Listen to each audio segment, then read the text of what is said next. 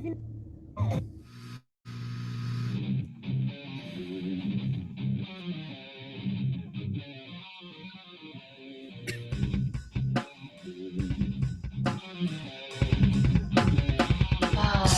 four, three, two, one. Tactical 16 radio. Fire in the hole! With Silent J. Hi, everybody. This is Tactical 16 Radio, and I am your host, Silent J. Thank you, everybody, for tuning in. And if you were listening to us live, you'd found us by one of two ways, either through vetsonmedia.com. That's who we're streaming through, and then also tactical16.com. Tactical16.com is our great sponsor. We provide you books written by veteran authors for everybody. So go to tactical16.com and you will find an array of books written by some amazing veteran authors, such as Justin Jordan, who represents the Air Force, Chris Hernandez, who represents the Army and the Marines, or the Marines and then the Army. He's in the Army currently. And also Robert Lewis. He represents all the cool guys in the SF community. And then Eric Shaw. I don't know what Eric Shaw does. He's our boss. Eric Shaw, he represents the Army. And then I am the voice of Tactical 16, and I am Silent J, and I am a Army veteran. As you all know, if this is your first time tuning in, now you know. And then vetsonmedia.com. If you're asking yourself, what is vetsonmedia.com? Vetsonmedia.com is a website that was started by two hunky veterans by the name of Adam and James. I like to call them Radio Daddy A and B. They started this awesome website that brings to you veteran talk radio shows. Not just veterans, but BRATs, dependents of friends of veterans. It's the big community of the veteran world. We bring you a bunch of different shows, and we have guys that were in the military. We have individuals where their parents were in the military, and it's some great stuff. So check it out. There's a show for everybody. We have sports shows, urban shows, my show, my other show. Then we have, I'm not going to name all the shows. Just go to the website, vetsonmedia.com, and play a quick word from our sponsor. And then we'll get to this evening's guests and the topic of discussion.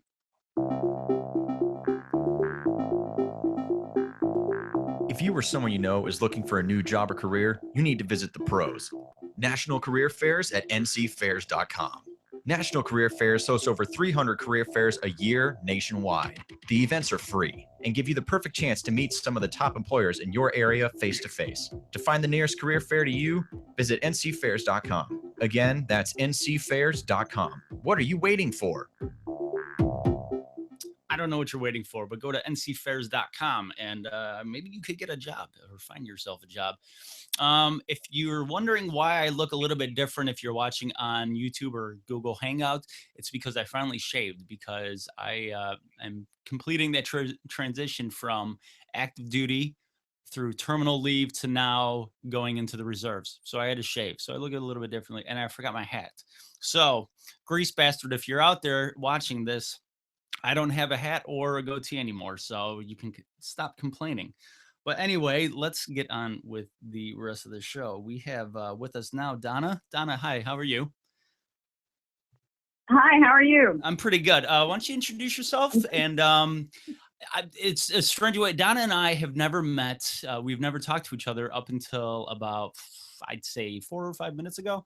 Anita, our good friend Anita, who's on the board of advisors, I guess you would say, for Tactical 16, she brought something up to my attention, and I am a novice at what's going on. So not only am I going to be interviewing you, but I'm also going to be learning and what the actual issue is. Anita brought quite a few people to tonight's show. Donna is one of them, and there's a couple other guests that will be on sporadically throughout the evening, and then Anita herself will be on. So Donna, why don't you explain exactly what's going on and what's the I don't know the correct term, the outrage or the injustice that's going on within the BRAT community.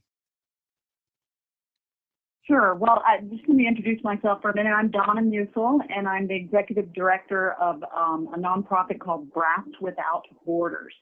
And so since 1999, BRAT Without Borders has been helping lead the effort to raise awareness of military brat and what they call third culture kids culture, their contributions and the challenges they face as children and adults. I'm an Army brat myself. I moved 12 times in 16 years on 3 different continents and lost my father when I was 16 to a service-related illness. And I made a film about growing up military back in 2006 that was narrated by Chris Christopherson and featured military brats of all ages and all branches of service, including General Norman Schwarzkopf, the late General Schwarzkopf. And what's going on today is that really as far back as anybody can remember, military brats have been calling themselves brats. And no one really knows where the term originated. Right. You know, British military children were called both British Regiment Attached Travelers, but they were also called barrack rats, which could have been shortened to brats. British poets referred to military kids as brats as far back as 1707. Something just means a child, you know, and others have come up with all kinds of creative acronyms like bold, responsible, adaptable, and tolerant, and things like that. But recently, it came to the attention of the BRAT community, of which there are probably 15 million Americans that belong, that a small group, an organization called Operation Chance and Harmony Hearth has been trying to rebrand this 200 plus years culture into a new acronym called CHAMPS. And that stands for Child Heroes Attached to Military Personnel. And with very few exceptions, in my opinion, those 15 million American military brats are not very happy with this rebranding effort. No, I don't. So that's really what's going on. Yeah, I don't like that. My she's part of the reason why I got off active duty. I've been in the service for 14 years, and I was active duty for the last 10. She's 8.5 years old, and she moved 3 times. She was in 3 different states in a 6-month period. Her mom is also in the service. We're not together. So you could see, you know, not only is she, both of her parents, soldiers, but also, you know, we're not together. You know, we split up a while ago. So like, I always called my daughter the ultimate brat. And, so yeah, I don't first of all, if it's not broken, don't fix it. I think brat, everybody knows what a military brat is. Yeah. Or if you don't know, you've heard that term before. Are they trying to rechristen it for is there a monetary value, like a significant, you know, financial stake in it? Or is it something along the lines of like modern day PC, you know, run amok? I can't speak for them. The only thing I know that is in 2011, I spoke with Debbie Fink, who is the one of the co-writers of the book. And we talked about BRAT. She was going with the USO and doing something with military kids, and it looked fun. And I was like, oh, that's great, you know. And we ended up having a wonderful conversation. But it somehow came out in the conversation that an organization who has since changed their minds, but at the time, she said that organization told her that if she had the word brat in her book, she wrote a book, that they would not support it. So she changed the title of her book, which was originally The Little Champs, The Little Brats, to The Little Champs, and came up with this convoluted acronym, in my opinion. So yes, I think that she wanted the support of a lot of the civilian-led organizations that are supposed to be helping military children, so she changed the name. But then she kind of took it one step further and kept saying in various releases, which many of which she has taken down off her website, but we still have copies of them, that, you know, that basically, well, here's, no, there's, I think I have it written down somewhere. She said that something about the British, we had broken away from the British 200 years ago, and it's time to do that with the BRAT's turn. You are now little champs. And so, you know, now they're claiming that they did not mean to rebrand the culture, but that's not what all of their materials say.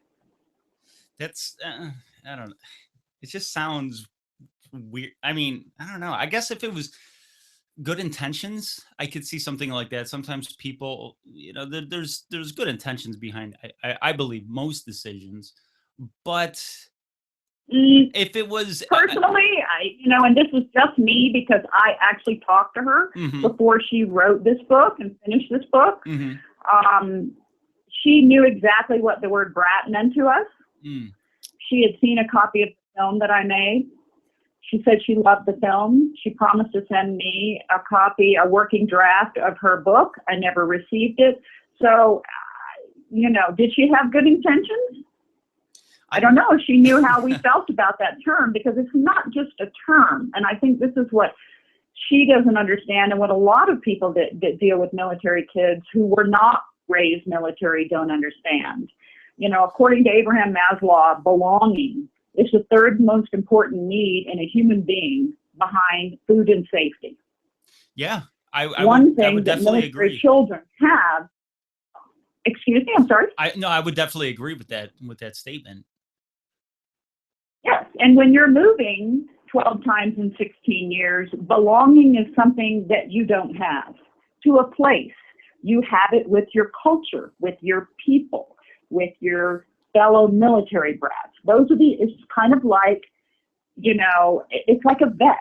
Can you imagine the outrage if the USO bought thousands of copies of a non-veteran's book about how it feels to be a veteran, and paid him to traipse around the world singing songs about a war he never fought, while unilaterally renaming those vets something like hero volunteers, and then treating veterans with post-traumatic stress as if they were defective. I know exactly what you mean. That's what's happening. I think with the way society's going, we're fairly close to something like that happening.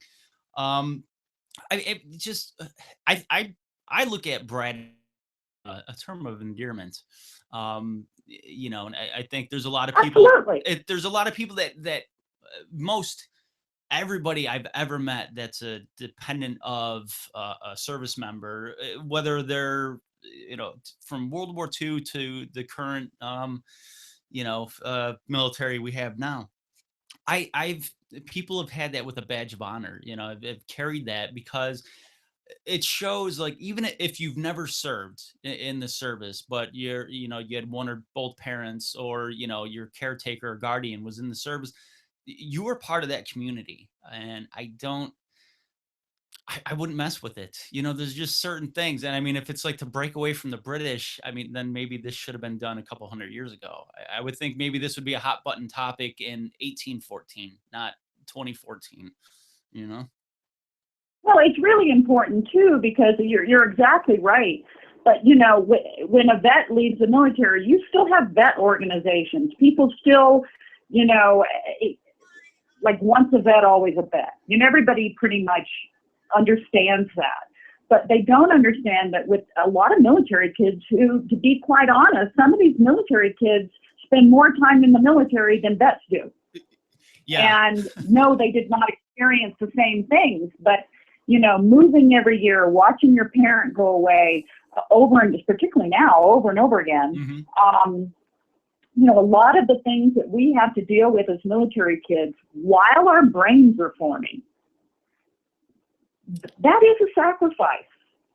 And the funny thing is, I think most military brats would say they wouldn't trade it for anything in the world. I know I say that because I think a lot of the good things, the best things about myself come directly from being a military brat. The things I really like most about myself. But there are so many things that we know now that we didn't know then. And I think it's our responsibility as a country, as a military, to acknowledge those things and use that information to make educated decisions about issues involving military kids, not just running around and calling them resilient and thinking that's enough. Yeah. And the fact that, I mean, I understand sometimes you could be a bit of a subject matter expert if let's just say in layman's terms, I consider myself a bit of an expert when it comes to football, even though I don't play football. I still don't, Right. I don't have that full knowledge and that grasp and understanding of football, but I watch it plenty of times. But something like being a service member or, being a dependent, being a brat, I think like the subject matter expert tag could only take you so far. You could write statistically about it. You could interview people about it. You could, study questionnaires and polls and things of that nature, but you would never really, you would never be able to grasp and really understand what it means to be in the military. If you've never been, you would never understand the sacrifices or what it means to be the dependent, be the brat of a service member. And I think I would think Exactly. I think it would be a bit of a stretch. That's I hate to use this term, but an outsider rechristening a whole segment of the population just for whatever, I don't know, good intentions, selfish reasons. I don't know. I've never spoken with the person you're talking about, but it's just to do that and to change, the name of something. I mean, it's not like the acronym for a dependent is the acronym SHIT or FUCK, something that's derogative that 200 years ago it meant something, now it means something completely different, where it's not like Right. a taboo to say Brad. It's fine. Yeah, most people refer to Brad as like So in a way it's very insulting. Yeah. To go in and try it's a lack of respect for a cultural heritage. Mm-hmm. It's, and we're not talking a small group of people. I mean, we're talking at least 2 million current military kids Mm-hmm. and 15 million adult military brats. That is one of the largest subcultures in America. And yet almost none of the large organizations that deal with military kids are actually coming to talk to military brat-led organizations and groups and individuals. And our books, it's like I said, if the only books about being a veteran were written by non-veterans, how would that feel? Right. It's crazy, and I don't understand it. I don't understand why you wouldn't go to people and get their opinions and then make educated decisions about that, of whatever you need to make a decision about. Right. Yeah, I mean, you could have, I guess you could, if there was like a roundtable discussion, with maybe changing something within the subculture or whatever, whether it's a term or an identity or whatever. Okay, fine. I could see maybe having the so-called experts or this or that, but, have a spot at the table for, somebody like yourself, somebody like Anita, or maybe in the future, somebody like my daughter, to where like, exactly. I would just, it's to me, Exactly. we look at it like not to. You're never invited to the table. We are almost never invited to the table. Well, yeah, because I mean, it's really unless you're in the military community, I mean, brats are really they're a forgotten or maybe never even known subculture. Like I could go to the average person and be like, Right. you know what a brat is in the military, and they would look at me and would have no idea unless they were exposed to that. but everybody knows what a veteran is, whether they like them or dislike them. Everybody knows what, somebody in, that group is. They don't understand that, there's another, there's another layer to that, to that community. And I would be, And exactly, I was going to say another layer is really individuals like your daughter. This is why this is so important, because, you get out of the military at various stages. You can get out when you're 8, like your daughter. You can get out when you're 16, like me, 18, like others. But when you leave the military as a military child, they take your ID card away. That's it. You can't go back on base anymore without somebody inviting you on. Yep. Nobody keeps track of all your names. There are no VA hospitals for military kids whose parents have been, deployed 8 times in a row, or you've moved 15 times in a row. Some children do absolutely great. They don't need any other help. Some don't. They're not getting the help that they need. But one place that they can always go now, because of the internet and Facebook and all these other places, is they can go to their fellow brats. Mm-hmm. And they can sit and talk to their fellow brats. That's why we're starting brats clubs in civilian schools, where the kids who are brats in that civilian school can meet once or twice a month and just be there for each other, to have fun, to do things, to understand when the guy next to them, parent, is being deployed. That's the person that understands. It's not the outside, it's your own people. And if you change the name of brats to chance, when your daughter is 18 or 22 and is trying to figure out why she feels a little bit different than some of her other friends, it's not better or worse, it's just different, she won't know where to go. Mm-hmm. Because all the other groups are called brats. Yeah. Where's she going to go? Yeah, exactly. And she's going to feel alone. And that's the thing. Like, I just had a parent-teacher conference today with my daughter's teacher, and that was part of the thing. Like, she felt like, she said, it took her a while to open up. She started off last year. She started off 2013 in Wisconsin, then she went to Mississippi, then Pennsylvania. Now we're in New York, back in my home of record. So in a year and a half, she was in 4 states, 3 different schools. And it took her a while to open up. She had really nobody in her class to turn to. I think there's a sailor that's in the who has a child in her class. They may have them in the class, but she doesn't know how to recognize them. Yeah, and because nobody talks about it. Yep, and that's the thing. Because the kids want to fit in. They don't want to say, I'm not like you. Yeah. So they just be quiet. They don't talk about it when there could be another brat sitting 3 seats away, and that's why I think the Brats clubs work so well, and they have them in elementary schools. Yeah, and I was more people like your daughter. Yeah, and I was AGR. I was active duty at reserve units, so I was even in a smaller community. It wasn't like I wasn't on a post or a fort or installation or a base or anything like that. I was in these small communities, and the only people that we had to turn to was like each other. There was only maybe a half dozen to a dozen of us working at one facility, and maybe half of us had kids. So it was like really small little pockets of people that actually understood like my daughter's, situation at the time. It's just, I don't know. I find it disheartening and disingenuous that people would try to change the culture. I mean, it's hard enough for children in that position, and then just, I don't know, why try to reinvent the wheel instead of focusing all your energy on changing an acronym, which is, to me, is idiotic.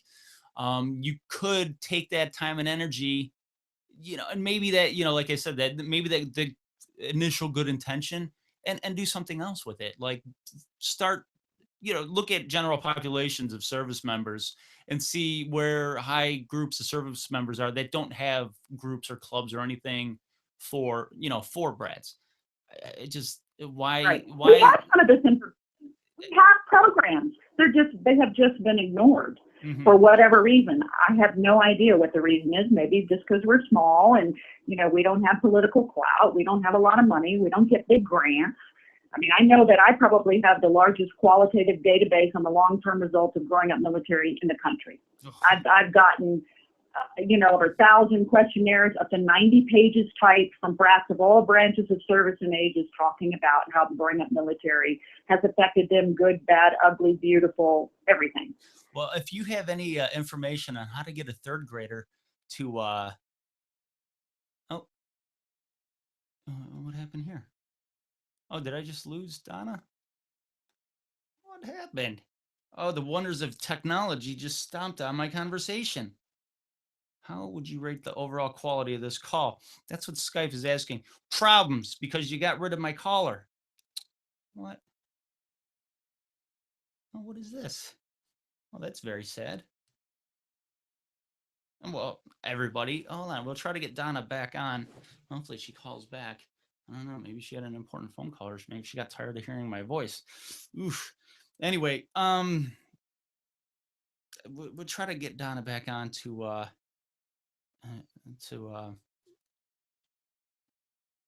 finish that phone call. I know we're gonna have other guests on, and I wanna give them a chance to come on. Hi. Hi, I guess I lost you. Yeah, I was gonna say, wow, you got tired of my voice already. No. But what I wanted to say Anyway. before we wrap up, because I know I want to get Anita and Bob on and a couple other people. Please If do. you have any information of all that data on how to get a third grade brat to sit down and do her homework, please send it my way. No, but there's another book that a friend of mine wrote that actually may. That would be It's wonderful. called, The Learning Habit. Read that book. It's a wonderful book on getting kids to do their homework. Nice. And I just want to pass on some information on to you quick, because you might be interested in this. We have, through Tactical 16, we publish books written by veteran authors and all that fun stuff. We have an individual by the name of Pam Soulsby. She was a guest on the show a couple months ago. I believe she's a brat. I'm not too sure, but I think so. Without being 100% certain, I'm 99.999% sure. And she is writing Tactical 16's very first children's book. Wonderful. And it's about a military brat. And it's Ashley's High Five for Daddy. And it's a children's picture book about, I guess, the day in the life of the struggles of a military brat with a parent that has PTSD. So the book is being illustrated right now, and I'm actually looking at one of the illustrations, and it's going to be, I think it's going to be beautiful. If you're watching on cam, that's one of the illustrations right there, and I'm looking forward to it. But you said you wrote a book.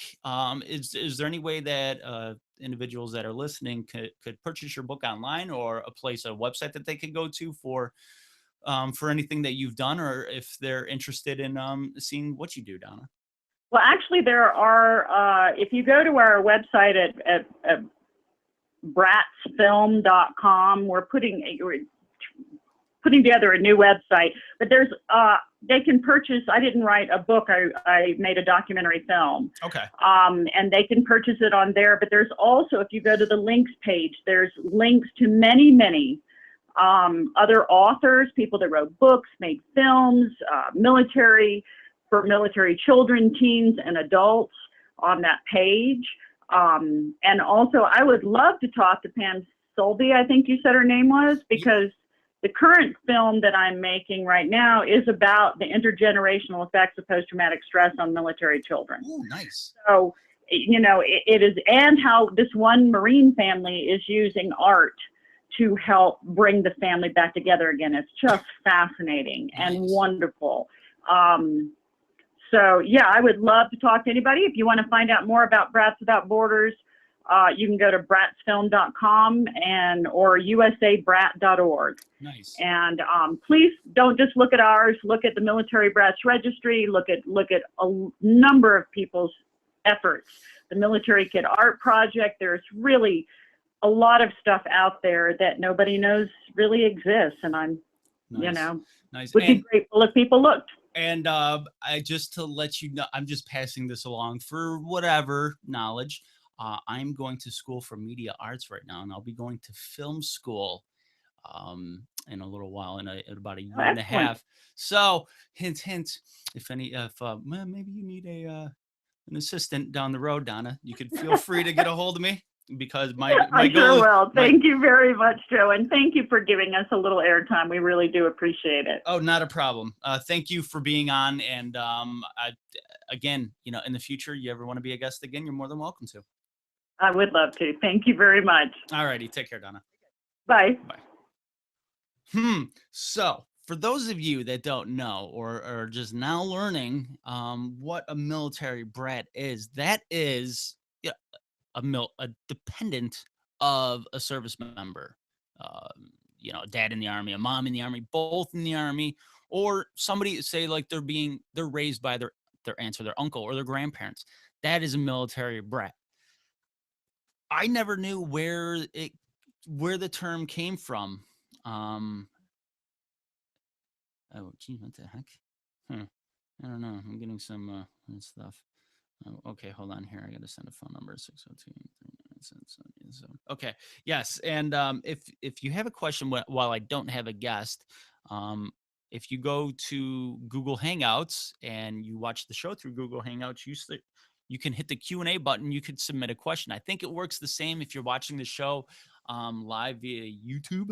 I think you'll see a little Q&A logo. That's if you click on that, I believe that you can you could submit a question. I know you could submit a question. I just don't exactly know how it works, because I've never been on the other side, so to speak. So I've never been that person pushing the button. I've only pushed I've answered the question button on this side of the fence. I'd like to know where the term brat came from. I've always wondered that. I don't know. I always thought because like kids were brats. I don't know, but it's a good thing. And the fact that there's people out there, and I don't want to talk bad about somebody that I don't know, that I haven't spoken with. But why change it? I don't know. I don't get that. Why reinvent the wheel? I hate to speak in cliches, but if it's not broke, why fix it? Why try to fix it? It's just, to me, it's idiotic. But it does bring up a great point that is kind of like the ignored, I'm not going to say forgotten or lost community, but the ignored community within the military. People know who military contractors are, defense workers. People know who service members are, even spouses, like, military spouses. Some of them, some military spouses are just, okay. I have an issue sometimes with spouses that wear their service members' rank, like my husband or my wife is the first sergeant, and that makes you not a first sergeant. I've had issues with that. Or my husband is the commander, or my wife's the commander. This is great. You married somebody who's a boss. What do you do for a living? It's like, I'm not saluting you. I'm not standing at parade rest for you. I'm not standing at the position of attention for you. That's the one thing I dislike. That's the one. Okay, that's the one subsect of the military family that I butt heads with. Brats, I understand. I sympathize for. I mean, it's a brutal life. If your mom or dad is in the military and they're gone constantly, it's a brutal life. You think it's bad for that person over in Iraq or over in Afghanistan or over in Korea or whatever like that. Yeah, that's a hard life. But that person's an adult, and that person, I knew how to mentally get through, my deployments. The first one was kind of a crapshoot on what I was trying to do, or how to feel or act or anything like that. But excuse me, I don't know why I'm yawning. My brain is just mush. I'm doing so many papers for school. It's not even funny. And I think is this Bob on the line? How you doing? Pretty good, Bob. Just if I could ask you, just like your computer, if you could turn it down, I think I could hear the show in the background. So I just turned it off. oh, okay. All right. I hate hearing my own voice. But Bob, we just talked to Donna, and she got me up to speed on some issues or conundrums that are facing the BRAT community. Why don't you introduce yourself and tell us how you're a part of this whole subgroup and community. Well, great. Before I get started, I want to take just a second and acknowledge all the brats that I've met on Facebook. I wouldn't be talking to you tonight had it not been for their support and their encouragement. So I'm very, very humbled to be talking to you tonight. My name is Bob Holliker. I'm a retired Air Force Lieutenant Colonel, and I'm also an Air Force brat. I began my brat service in 1950. Took 20 years leave of absence for active duty, and then picked it up again in 1988 and continue to serve.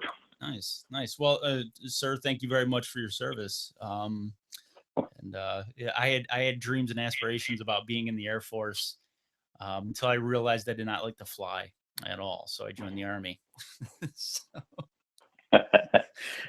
Well.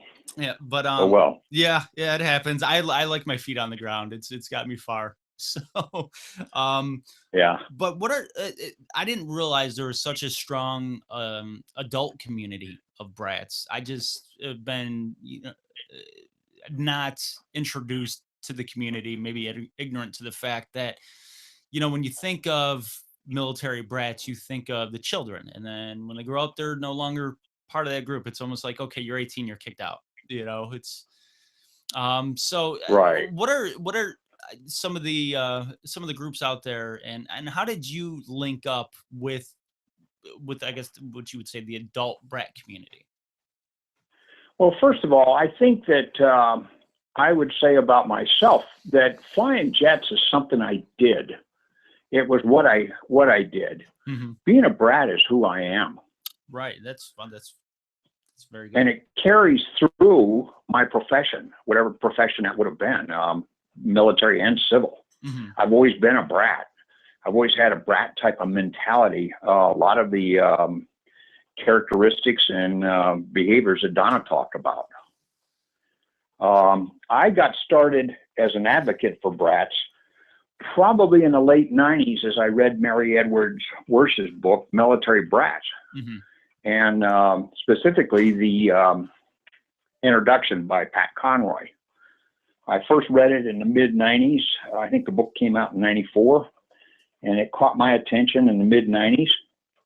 And I think it took me the better part of 5-6 years to get through it. Just the introduction, it was tough because Pat Conroy was telling my story. And some of the things he says in the interview or in the introduction, he said, one of the things he said, we never stopped to honor ourselves out loud for our understanding service to America. And we did serve. We do serve mm-hmm. today. And then he goes on to say, our greatest tragedy is we don't know each other. And that is certainly a tragedy. Yeah, if not random. I mean, if we don't run into somebody through conversation, we find out we're brats. And the last thing he said that caught really struck to my heart was, military brats, my lost tribes, spend their entire youth in service to this country, and no one even knew we were there. And in 2009, I read that, and finally I was able to get through it. And I got a little bit angry. And I thought, why the hell not? Why hasn't this country? They've recognized everybody else for every other damn thing. Yeah.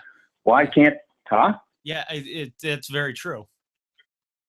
So I contacted my U.S. representative and floated the idea through an email. And 5 hours later, one of his horse holders gave me a call and asked for more information on the concept of the idea.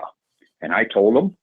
And to his credit, Representative Bob Latta introduced legislation in May of 2010. It's H.R. 5333 to create a lapel pin for the children of military service members. And I remember telling the guy, I said, you call it what you need to. Once we get the award, we'll take care of it ourselves. That legislation has sat in Congress now for since May 2010. It's been reintroduced a couple times, and I don't know where it is today. I've moved on. Mm-hmm. Last year I was doing, last year I had the opportunity, last spring, not this past spring, April 2013, to attend a dining in. And the guest speaker was a 3-star. And as he talked, he said, I remember the day the blue car came to our house. I was 7 years old. And he said, we saw the officers come up to tell us that our dad had been shot down. And he said, at 7 years old, I had to be the man of the house. And for the next 2 years, we didn't know if our dad was dead or alive. And I sat there at that table that night, and I said, damn kid, we're going to get that recognition. And so I came home and I started hammering this. And I got some guys to help me with a YouTube video. And during the video, the guy said to me, don't you think 3.5 years sitting in committee is disrespectful to these kids? And I said, yes, sir, you bet I do. And he said, then why don't you do it yourself? And that hit me right in my inner brat. Mm-hmm. So in July 2013, with the help of a few people I met on Facebook, actually, we designed a pen that we call the BRAT pen. And it is a pen that features the dandelion, because the dandelion is the official flower of the military child. Now, if you would have told me when I was unstrapping out of that jet the last day I was in the Air Force that someday I'd be designing a pen with a dandelion on it, I don't know what my reaction would have been. Right. Yeah, life, But our paths take us in weird directions sometimes. Oh, they do.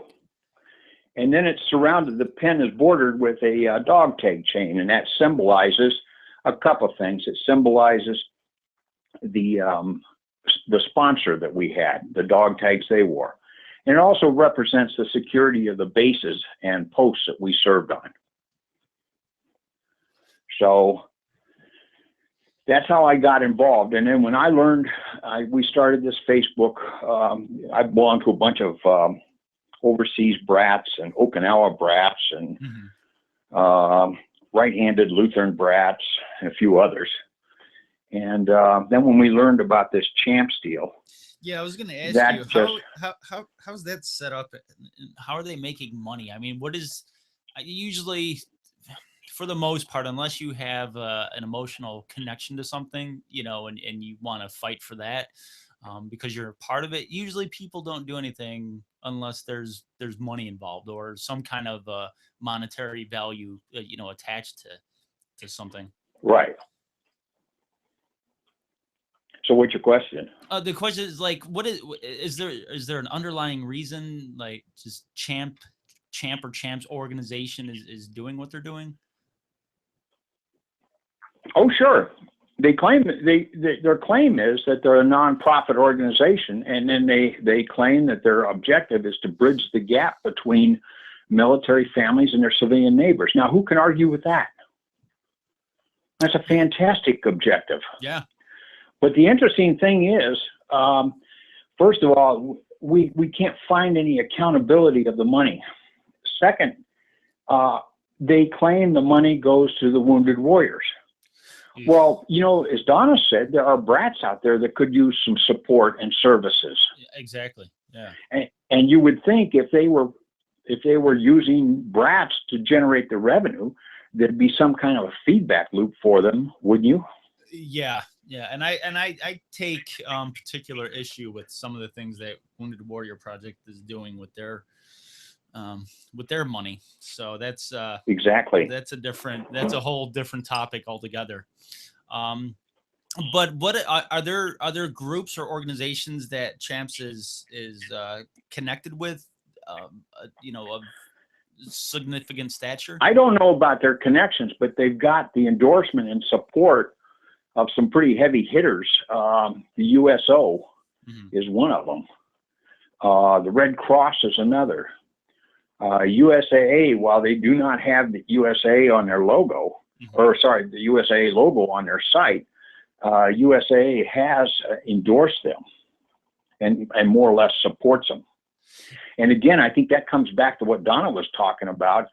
USAA the people there are uncomfortable with the word brat. And you know, that's excuse me, that's what our short-term objective is here, and is to let people know we're not offended by it. And you hit the nail on the head with the term of endearment. But you left out one word that I often use. It's an earned term of endearment. Yeah. There's not a brat out there that hasn't earned that title. Exactly. And it's near and dear to me. Like I said, I was I guess a level of a level of ignorance on my part. I didn't even know anything like this was going on. I didn't know there was a fight, or a push to get. Well, I don't see it as a fight. I see it as a challenge. Well, yeah. I mean, fight maybe be a loose term, but I know, like, I have a brat in the other room right now. It's her bedtime, but she takes liberties when I'm doing the radio show. So well, that qualifies her. Yeah, and I remember having to say goodbye to her, a few times, whether it was my last deployment or when she had to stay behind. Her mom was in Mississippi. And I was transferred. I was PCS to from the Midwest to Pennsylvania, and I didn't want to switch her in the middle of the school year. I was very much opposed to that. I went to numerous schools, and I saw the damages that happened to me, particularly, like switching schools in the middle of the school year. And I did not want that for my daughter. And luckily, I had a strong support cast where her teacher took her in for the last half of the school year because her mom was gone, and I wanted to leave, and she understood the importance of her finishing the school year with her friends. And absolutely. And the last thing I did, I remember thinking, I left, and I'm like, this wasn't a good enough goodbye. And I went back 2 weeks later because I had something to do with my old unit, and that goodbye was a lot better. And I gave her my ACU cap, and I'm like, here, this is, and I had my rank on it. It had our last name on the back. And I just remember I told her, this is your brave. She was 6 years old at the time. I'm like, this is your brave hat. Whenever you're feeling like you're down or anything like that, just put your hat on, and I hate to use cliches, but drive on. And that's what she did. And it's like, she went through more. I mean, I know how to say goodbyes. Like I said, my last deployment, my first deployment, I knew how to say goodbye. I knew what was ahead of me, emotionally and mentally. So when you're a young child like that, you don't always know that. It's like, you learn it as you go, it's like growing up. And I tell you what, I think my daughter's done a whole hell of a lot better of a job in certain situations than I have. And I mean, she's earned that title, Brad, and for somebody that's not connected to take it away, I think that's a slap in the face. Oh, it is. It is. It truly is. Now I'll speak of my experience, but I doubt if my experience is much different than anyone else's here. Donna talked about the number of schools and bases and countries she went through. I have a history very much the same. 11 schools, 7 bases, and 4 countries. 4 high schools in 4 years in 3 countries. Yeah, and that's my daughter. Just for that 1 year, I'm like, okay, I can't control the future, but right now we could all make a sacrifice, hopefully for the better. And people really don't realize the issues that are attached to the BRAT community. Whether you're they don't have a clue. Whether you're 6 years old or 16 years old or 60 years old, it's there's a lot of good involved in it, but there's a lot of, there's a lot of downs as well. It's, it's the ultimate roller coaster ride of, of growing I up. will echo Donna's sentiment. I wouldn't trade that experience, and I'd do it again in a heartbeat. But in 1986, maybe 87, I flew into what's that base down there by Tampa? Is it McCoy? I think no. MacDill. MacDill, yeah. MacDill. And I remember a friend from Ramey, Puerto Rico. We were stationed with from 57 to 60, and he and I were together almost every other day. Jay Karp. And Jay, we were just buddies. Well, same little league team and everything. I carried him all those years. And I remembered he always talked about living in Tampa. So when I landed, I went to the officers club, and I looked him up in the phone book. That's back before cell phones. And I found his name, and I was so excited, and I called him, and he answered the phone, and I introduced myself, and I was just waiting to pick up the conversation, and he didn't remember me. And here I had carried that kid with me all those years, still do. And I remember I apologized. It was rather awkward. I apologized, hung up, and just went in the club and got drunk because maybe I don't exist. Yeah. And I remember thinking that maybe I don't exist because Jay's real. Maybe it's me that doesn't exist. And then when I finally got sober in 94, I called up another childhood buddy, Bill Bowman from Chambly, France. And I got hold of his dad, and I asked his dad where Bill was. And he said, Bob, Bill committed suicide 9 months ago. Damn. And so what I'm trying to say here is we grew up, I've lost friends, I've lost bases, I've lost schools. Mm-hmm. Somebody said that military brats spend a good part of their youth in grief. And boy, do I ever know it. Yeah. And you so think if these, like when a base or installation is closed down, for like realignment purposes, that, everybody goes their separate ways, whether they're, say a base was closed down in Germany, they might go to Korea or groups might go to, Fort Hood or whatever, or, somewhere out in California, or Fort Drum. No, I don't think anybody in the civilian world realized we're going to shut down Boulder, Colorado, and everybody's got to move. I wonder what would the professionals do? You can't shut down Boulder, Colorado. We got to think about the children.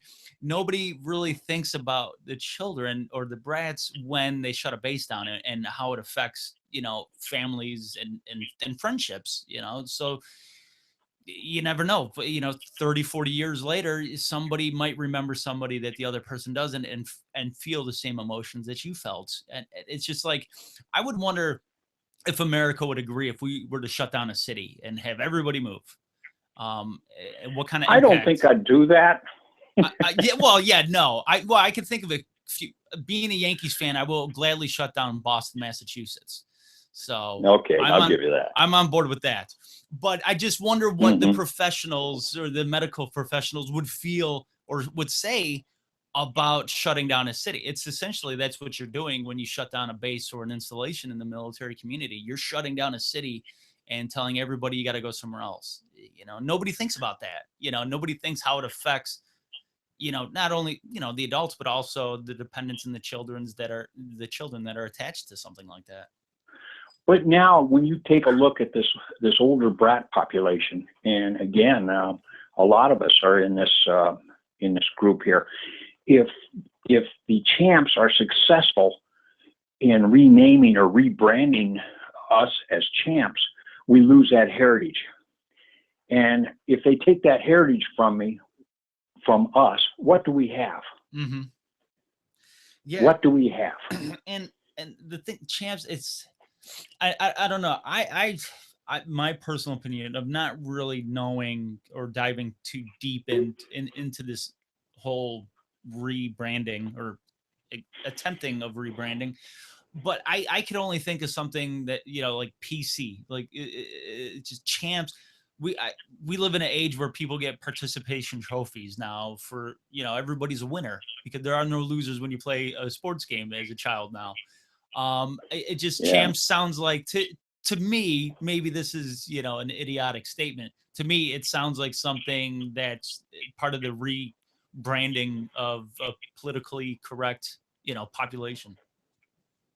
Well, I think these kids, when they, the idea, if these kids go into a civilian school and somebody says, so you're, I could see them 7, 8, 9 years old going in and somebody introduces them as a little champ, a little Army champ, or a little Navy champ, or Air Force, whatever. That's going to put a target on that kid's back. Yeah. Because there's going to be the civilian kids that want to see how tough they are, and they put this champ on it. These kids are going to want to knock that off of them, for crying out loud. Yeah, it's just it's beyond me. I would like to be the the fly on the wall when these groups like the Champs organization or whatever you want to call them is making decisions like these. Why can't it be an open forum? Why can't they, like I said to Donna, why can't there be an open discussion with with individuals like yourself, like Donna, like Anita, like I said, like my daughter, and get their opinions, and I'm pretty sure all of them would say, this is our term, this is our name, this is our right. Mm-hmm. Yeah. So, for the most part, I see on these Facebook groups, we're having fun with this, reclaiming or claiming our heritage, and boy, I can sense the pride every day I go on to those Facebook groups, and people are discovering things, and they're offering to help. They're writing letters, contacting people. It's just incredible. Yeah, and I'm looking at some of the links that Anita had sent me, like the Champs, Harmony Health, and Brad's versus Champs, and some then there was another one, and the Military Child Education Coalition revoking their sponsorship of Little Champs, an open letter to the BRAT community. That's do you know anything about that, or can you dive a little? Well, all I know is that when they became aware, I don't know who did it, but I think when the MCEC became aware of some of the behind the scenes things that we're discovering, they pulled their support for them. One of the things we just discovered was they're using the service logos, the seals, and that is forbidden by law. Mm-hmm. And so anyway, it's crazy. To me, it's ridiculous that you would. I don't know. It's just dumb. That's all I could say. That's the most eloquent term I could come up with. One of the good things, though, I live in Northwest Ohio. Okay. And I went to Texas for my first ever high school reunion, my 50th. And my attitude before going was, why should I go? No one would know me. Mm-hmm. And a friend of mine talked me into going, so I went, and I wanted to put on my name tag Bob Who, because when I introduced myself, I say, well, they come up and look at it and go, hi, and they look at the name tag and say Bob Who, and I say, well, you got it right. Because in my senior year, I just hunkered down against the wall and tried to disappear like a lot of us tend to do. That was my first year at that school, and as soon as I left, or as soon as I graduated, I left. But that was one of the one of the best experiences I ever had in my life, was going to that reunion. There's a spirit among brats that I can't describe, but if you are one, you'll know it. We connect. And like Donna was saying, that sense of not belonging. Once you put some brats into a room or into a group, you can sense that connection. And that's what we're seeing on these Facebook sites. And it is just a beautiful thing to watch. That is pretty cool that, that there is a community out there like that, for adults, like within Facebook and, different organizations and, and things of that nature. I was oblivious to the fact. So it is cool that there's groups out there for individuals like yourself to connect And every once in a while, an issue like this whole little champs thing. I don't even want to say that because it just sounds dumb. That you guys can Well, you know rally what? around in a nice cause. I'm actually, the truth be told, I'm kind of grateful for them, because up until now we haven't had a great deal of I don't want to know if interest or luck in getting known as brats, but they have handed us this opportunity to stand up and speak out and claim our subculture, our heritage, and by gosh, we're doing it. That is cool. And by the way, going back to the lapel, is there any way, if anybody's interested in maybe screaming at an echo and talking to their congressman or congresswoman or representative about this issue of having a lapel recognized, officially, what could they do? I put my letter to Bob Latta, who's a representative from here in Ohio. I put that on the Stolen Valor, and I am on that Stolen Valor site. So if anyone's interested, I'll be more than happy to work with them. Nice. Just contact me through that. Okay. That's nice. I know I tried a handful of years ago, maybe 8. So my grandfather died in a shipwreck in the Great Lakes. He was on the SS Daniel J. Morrell, and it split in half. And he actually he died. And I've been to a maritime museum in Michigan, and then there's one in Minnesota. And then there was a smaller one just for the ship itself in Michigan. But most of the crew, I'd say at least 3/4 was from the Western New York area. And I tried to, and a good chunk of them were from the same neighborhood where my grandfather lived, the Black Rock section of Buffalo. And besides that ship, there were individuals from other ships, other shipping accidents and shipwrecks, things like the Daniel J. Morrell, the Edmund Fitzgerald, things like that. And I thought, Buffalo's the eastern capital of the Great Lakes, city-wise. And I'm like, it's a shame. We have a naval park, we have a naval and maritime museum on the harbor in Buffalo. I'm like, why don't we have like just a small memorial, like a black granite stone with a plaque on it recognizing the individuals that died in shipwrecks, and it was for commerce. It built this country. They played a strategic role in the building of our nation, with the the economic hub that was the Great Lakes, in in the past, not so much recently.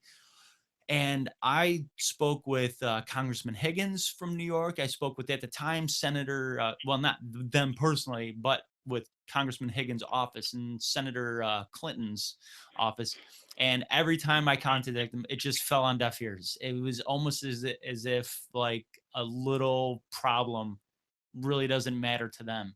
Now that I'm back in the greater Buffalo area, I'm going to champion, raise the flag of my cause again to get individuals like that recognized. But going back to the lapel, it's like pulling teeth out of a worm, to get something, to get something like that. I use going. the analogy of pounding nails with my forehead. Yeah, but it's like these little things don't matter. Now, if it was something big, I would say like, I don't know, like funding, taking money to fund road construction in your district. I'm sure a congressperson would be interested in that big chunk of money. But to get something recognized that maybe the whole population doesn't understand or can appreciate, but for that small sliver of that population, like the BRAT community, or the community where like their families have died in shipwrecks or things of that nature, it's like that means a lot to maybe not a lot of people, but the people it does matter to, it's their whole world. It's everything about their existence. Once people start to become aware of us, I believe they're going to start taking a greater interest in us. And what you're doing for us tonight will help immensely. Well, thank you. To give you an appreciation, this lapel pen, the BRAT pen that we created, I started sales of those last October. And as of today, we've sold over $43,000 worth of those pens and BRAT pen related items. Nice. That's without corporate sponsorship or endorsement. Matter of fact, it's almost in spite of them.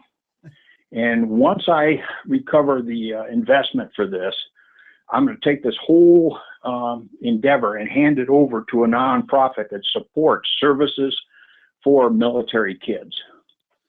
Because this lapel pen was designed to backfill what Congress wasn't able to do. It wasn't created for personal financial gain. So we'll see where it goes. Yeah, that's very courageous of you to start something to do that, do something like that, and the amount of money you guys have raised. Well, it takes one person. It only takes one person to do something, but sometimes finding that one person to do it is, is a battle within itself, or a mission in and of itself. So. Yeah, I thank you. Well, for there's being sometimes I wish I would have hid. Well, yeah, I could say that. I was a military brat for 2 weeks, or maybe a couple of months. My, I don't want to tell you this, but my dad was kicked out of the Air Force in basic training.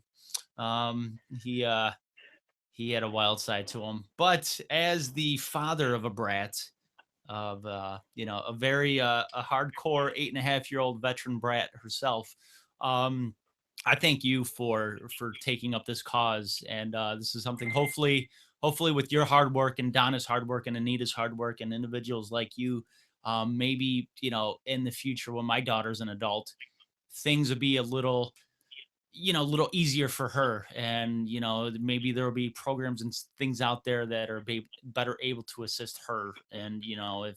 Wouldn't it be cool if somebody found out your daughter was a brat and extended a hand and said, thank you for your service? Yeah, I think I might be the only person that's ever said that to her. I thanked her on Veterans Day last year, and she asked why I was doing that. I'm like, you're just as much of a veteran as I am. I can tell you, at least here in Northwest Ohio, we're seeing that beginning in the community, that kids are being recognized. We're seeing it. It's starting. Nice. I can tell you that. That's really nice. Well, I tell you what, I got a whole family of brats. Most of my cousins, well, a good chunk of my cousins are in the service, and they have kids. And my best friend, he's got a brood of brats, I guess you could say. A brood of brats. Yeah. We've been called a band of brats, but not a brood. Well, he took that potato chip analogy. You can never have just one. So yeah, he's got a bunch. And I could think of 10 kids off the top of my head that that are within that community and literally know nothing about it, or very little about it. And I'm sure if you look at families all across the country, 5 or 6 service members, guess what, they might have the average is 2.5 kids. You're looking at 18 kids right there, or some sort of a dozen to a dozen and a half children, out of a half dozen veterans. And it magnifies. I mean, it's just, the numbers are astonishing to be completely ignored. And I think it'll be a tragedy if this continues. Mm-hmm. And then somebody to take, let's just say an alleged, a perception of doing this for the wrong reasons, whether it's whatever, monetary reasons or control reasons or whatever the case may be. If you're not doing championing this cause, and I don't mean to use the term champion, if you're taking up this cause, if you're taking up the cause for the wrong reason, I think it's you're doing a disservice for individuals like you. And I take it personally because it's a disservice for my daughter, and I don't like when stuff like that happens. Well, I'd like to invite you to join this Stolen Valor group and just watch the conversation. The passion in that group with these people will just bring you to a stop. Wonderful people. You know, I see people on there I've never met before, but when I turn on my computer, it's like friends. Mm-hmm. They are, you know. And I'll say one thing about this Champs organization. That gal really should not have chosen a hornet's nest to use as a piñata. Yeah. Yeah, you're gonna get bit numerous times. Yeah. Yeah, I'm gonna reach out and try to have her on a future show. I was thinking about doing it, but tonight I wanted to give the brats, an open forum, and give you could be, I hate to use a term that's used by somebody I like, but give you the voice. You're the voice of the voiceless right now.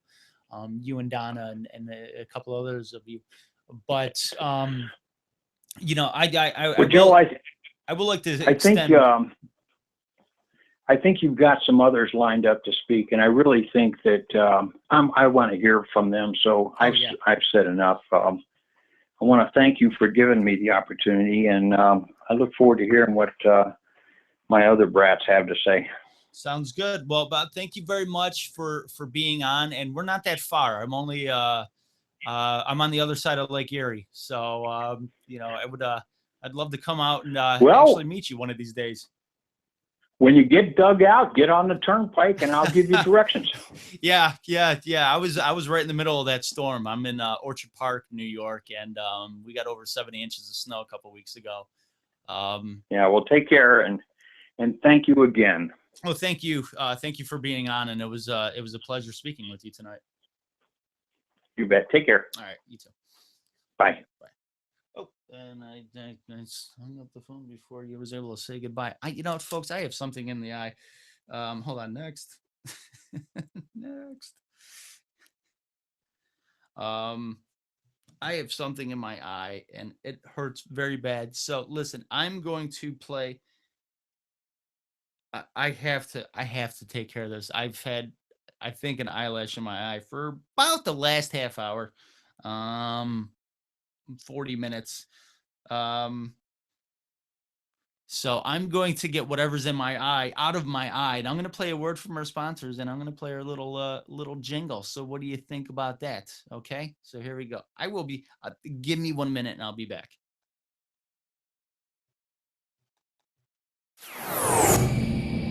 Two vets. Oh no, that's the wrong Two one. different worlds. Listen, sorry guys. That's the that's the music for that's the jingle for Sunday Night Show. Wrong show. Now a word from our sponsors. If you or someone you know is looking for a new job or career, you need to visit the pros. National Career Fairs at ncfairs.com. National Career Fairs hosts over 300 career fairs a year nationwide. The events are free and give you the perfect chance to meet some of the top employers in your area face to face. To find the nearest career fair to you, visit ncfairs.com. Again, that's ncfairs.com. What are you waiting for?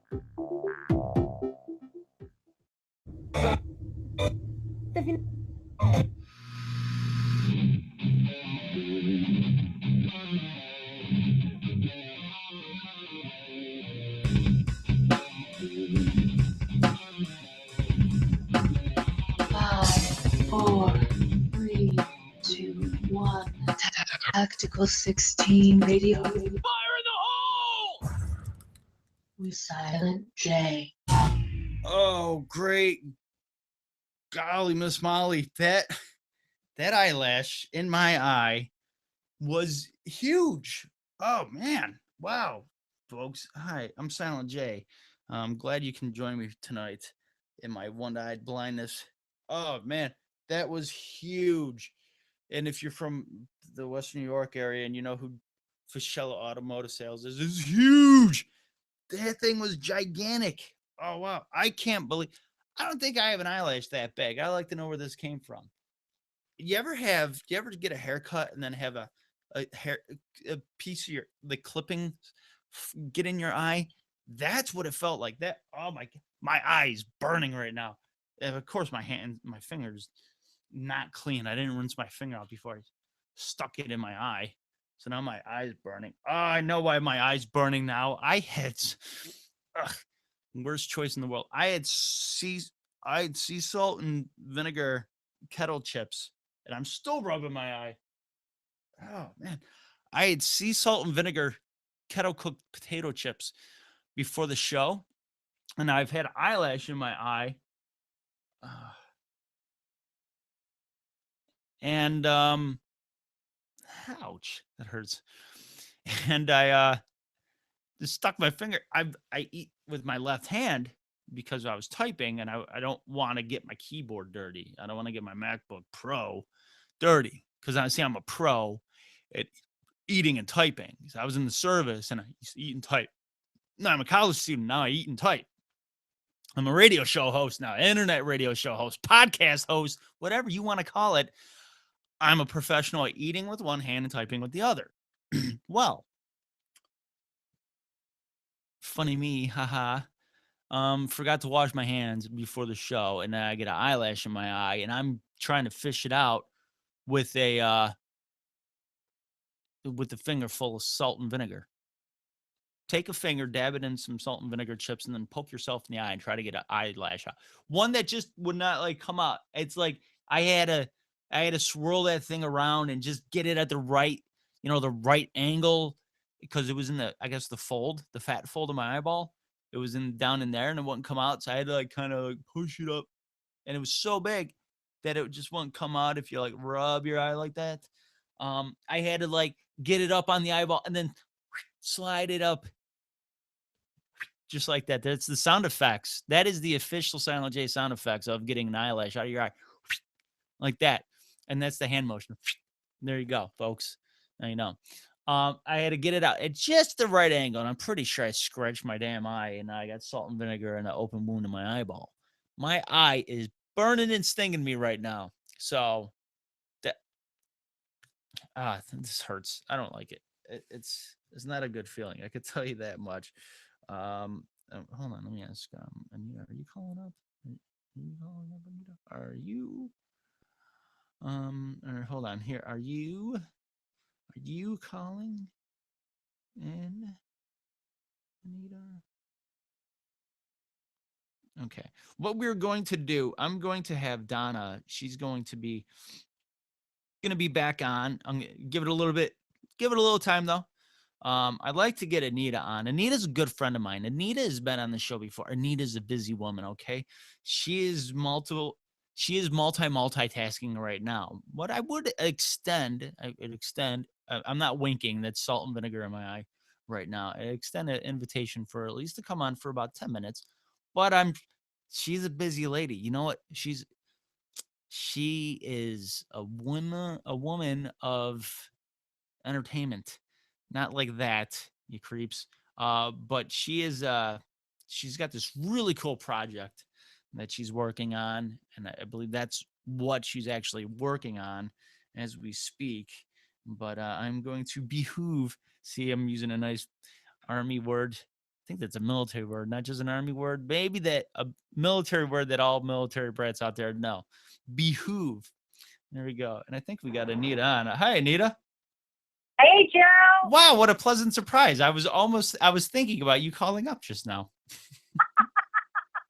Well, I was waiting to find out the ending of your salt and vinegar in the eye story. Oh, my eye is killing me right now. I don't know. That's why I ran real quick and played the jingle, and not even thinking. It's my left eye, so I used my left, index finger to get this eyelash out, and now my eye is killing me. I was in a float tank a few weeks ago. A sensory deprivation tank where you float. Yeah. Okay. Very familiar with those. Oh, okay. All right. Well, I was in one a few weeks ago, and my eye itched, and not thinking, I itched my eye while I was floating. No. Yeah, no is right. And I did not want to reset my mood. So I didn't get out, and because, there's a shower right there. You could get out and you shower Right. off. I didn't want to go and like rinse off it, rinse my eye out. I'm like, I'm just going to pain through this and enjoy my session looking like Popeye. And it was a 90-minute float. So, and that was like 10 minutes in. So for those of you that don't know, a sensory deprivation tank or a float tank, it's like a tank basically, with water with certain levels of salt. I know Epsom salt. I had a guy on last week who runs one. He puts Dead Sea salt in his as well. Very nice. Yeah, and that's and it's such a high concentration. You literally the buoyancy of it, you float on the water, and so there's a lot of salt, and yeah, so that hurts. I've not had good luck with keeping salt out of my eye recently. But anyway, enough about me and my haphazardly ways. Anita, I want to say thank you for linking me up with Donna and Bob. It's Oh, my pleasure. My pleasure. Aren't they awesome? They are, and I didn't realize the issues. You originally brought this up to our attention, and at Tactical 16. Well, I'm a brat. Yeah, and yeah, who better to understand the issues of brats than a brat herself? But just your opinion, real quick. I know you're busy, and I don't want to keep you longer than a few minutes. What's your opinion? What's your take? Being a brat and having basically, in my opinion, somebody trying to rip your identity away and rip your identity off. Well, I mean, I think there's a lot of things going on. Money aside, the money issue aside, I think what the banks are doing, and maybe they don't know. I don't know. I'm not inside their head, but the fact that they're getting all these brats that are coming together. I mean, let's think about what we're doing. We're talking about the brat community first and foremost. Those of us, 15 million plus in the United States alone, have served as brats. And that is a cultural identity. We're also known as third culture kids. Mm-hmm. So, we are a subculture. We have our own norms, our values, our folk ways. I mean, everything that you would find in a standard culture, we possess. And that culture is built upon our experiences and that of our parents. So what the Sphinx are doing is they're not taking the totality and the impact of our identity. It's not just a name. It's who we are, who we were raised to be. Mm-hmm. And the fact that you're seeing this uprising of brats from multiple generations, from multiple service branches, and even from multiple countries coming together for this cause and dialoguing on these social forums, I mean, that's astounding. That tells you how tightly we are bonded as a unit. And I think the Sphinx are completely missing that point, and that's the crucial component that holds us together. And they don't get it. And so I think it's offensive. I think they have trivialized us as individuals and of our contribution and that of our parents. I mean, it's what everybody has brought up, is the fact that we're not the heroes. Mm-hmm. Our parents are. Our parents are the ones that serve. We were the tag-alongs, we were the ones that pulled off the groceries from the commissary outings that our moms would go to. I mean, yeah. We were indentured servants. Yeah, you went to the DoD Europe schools, things like that. For anybody, it's funny, if you've ever heard of a kid, an American child who went to elementary school in Germany, you're probably talking to a brat, Well, I'm the Pacific. I'm on the Pacific side. My dad was a Marine. Yep. Okay. So, we were in the Pacific. So we're talking Japan and Guam and Hawaii. We're in all these different areas. So, but the stories are the same, whether you're in Europe or whether you're in Asia. The stories are the same. Everybody knows the commissary stories, and all of us dressed alike because our mom shopped at the PX. Yeah. I mean, it's just our culture. It's who we are. It's nothing to be ashamed of. It's something that we identify with, and we wave that flag proudly. Yeah. As we should. And I want to make a little fun in all this. If you know how hard it is for teenagers to try to buy alcohol.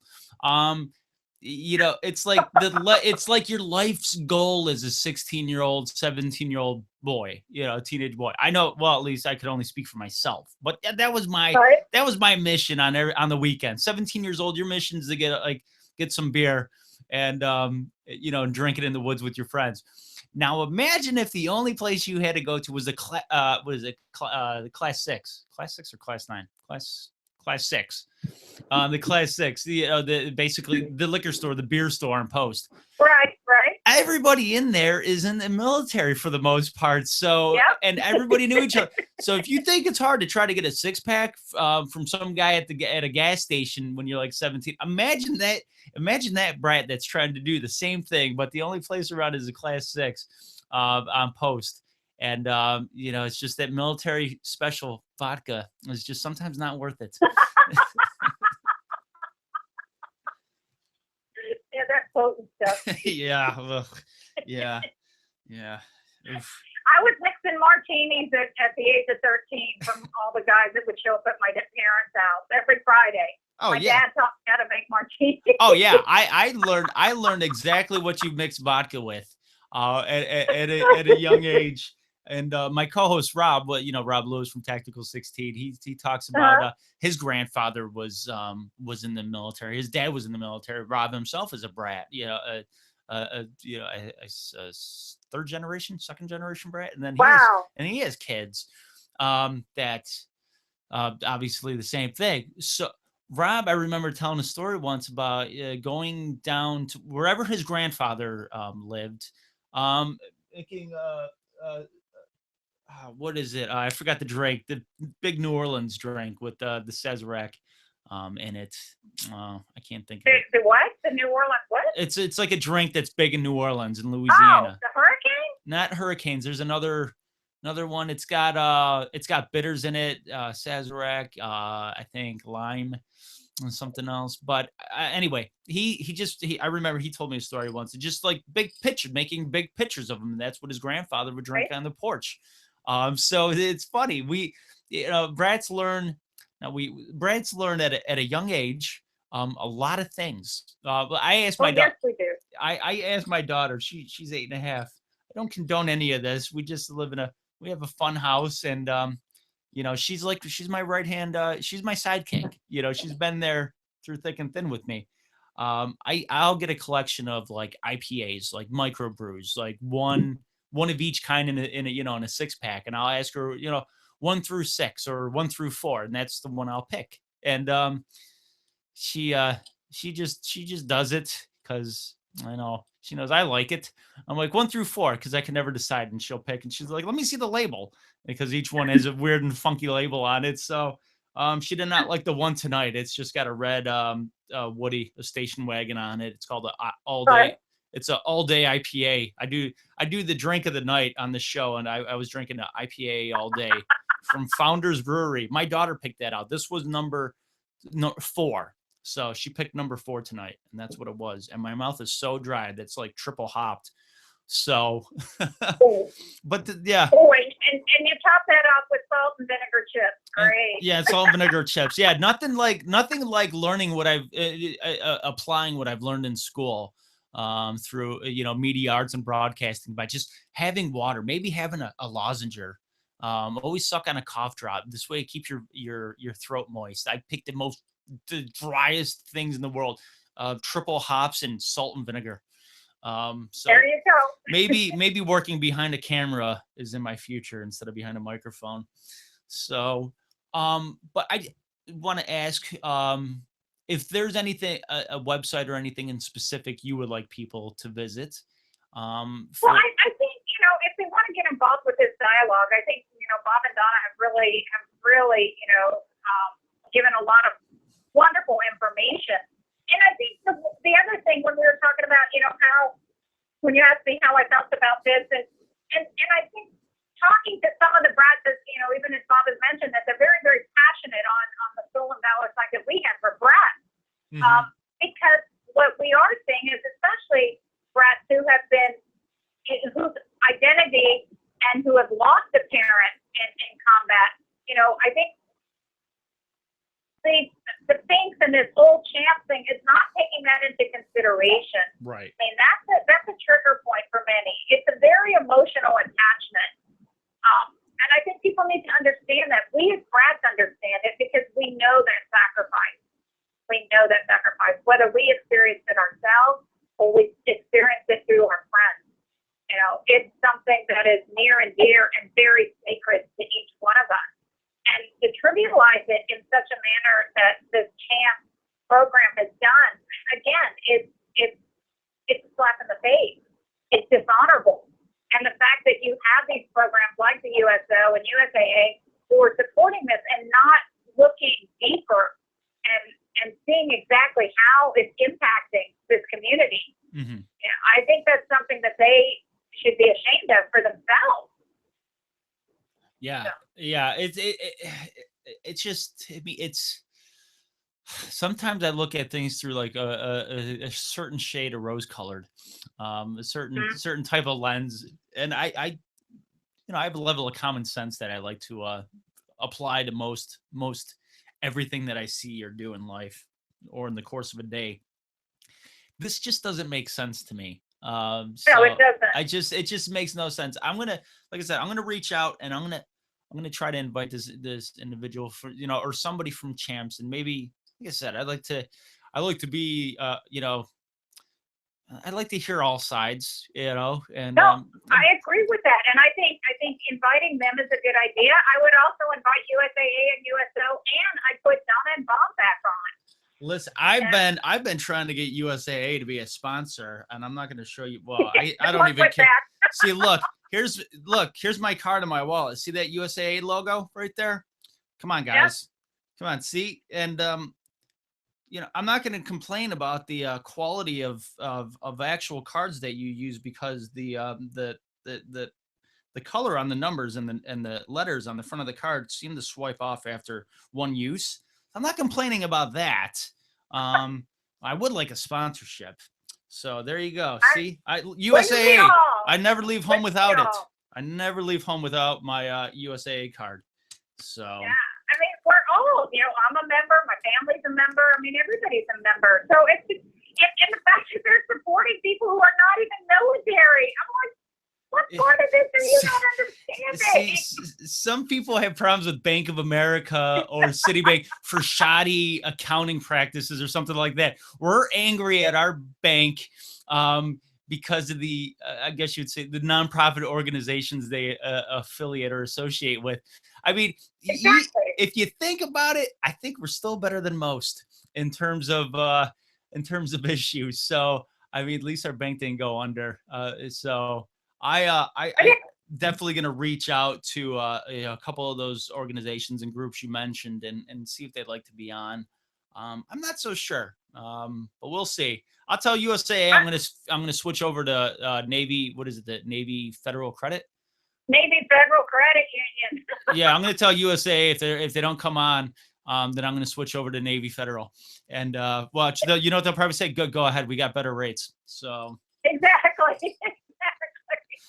No, I think if enough people, I'm not saying leave USAA. I mean, no. Like I said, I love USAA, but it's the fact that they're military focused. They started with military, but their allegiance is to somebody who's really trying. This is a visceral reaction. I mean, this cuts to the core of who we are. What they're doing with the BRAT. With the things they're doing, and the veteran and military supporters are doing to us. And this is a deep wound. Yeah. And they need to fix it. Yeah. Well, hopefully it'll be brought to the attention of the correct people. And I have faith. In certain systems, even though I shouldn't, because Rob, Tactical 16 author and my co-host, he gives me documentaries. Every time I watch one of these, I lose. There's a little more faith that melts away from from me. So, but I still have faith that certain systems work, and hopefully a system such as this will recognize maybe the errors that are taking place, or the issues that are at hand, and hopefully they right themselves from this perceived I hope so. Perceived wrong. And like Paul said, is that we're not opposed to the support that the Think want to give to the military families and children, we're not opposed to that. We welcome that. We welcome any altruism, but being altruistic towards our military families and children, such as the babysitting services, that's wonderful. And we applaud those efforts. Yep. But it doesn't mean you have the right to denigrate us or to erase us. Yeah. They could It's a completely different issue. Yeah, like I said, if say a group like Champs, wants